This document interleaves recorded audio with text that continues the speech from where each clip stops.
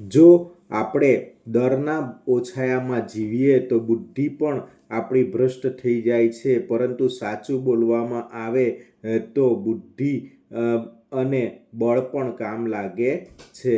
તો આપણે વાત કરીએ એક તનય નામનો છોકરો જ્યારે પોતાનું હોમવર્ક ગણિતનું ભૂલી ગયો ત્યારે શિક્ષકે હોમવર્ક માંગ્યું. શિક્ષક ઘણા કડક હતા, ગણિતના શિક્ષક, અને તેમણે બધાને આ રીતે હોમવર્ક માંગતા હતા અને સજા આપતા હતા. તે જોઈને જે તનય ડરી ગયો અને તેણે કીધું કે મારી નોટ તો કૂતરો ખાઈ ગયો છે, અને આ રીતે તેનું મોઢું એકદમ પડી ગયું. શિક્ષકે જોયું કે આનું મોઢું તો પડી ગયું છે, અને તેમણે પછી હસીને કીધું કે તારા કૂતરાને તો ગણિતનું હોમવર્ક પણ ભાવી ગયું કે શું?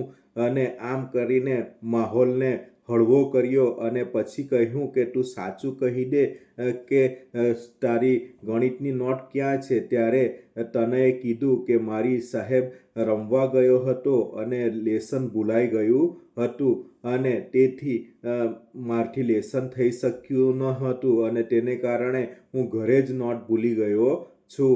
ત્યારે શિક્ષકે તેને મારવાને બદલે, સજા કરવાને બદલે તેને પ્રેમથી કહ્યું કે બીજી વાર હવે લેસન ચોક્કસ લઈને આવજે, અને માહોલ એકદમ શાંત થઈ ગયો.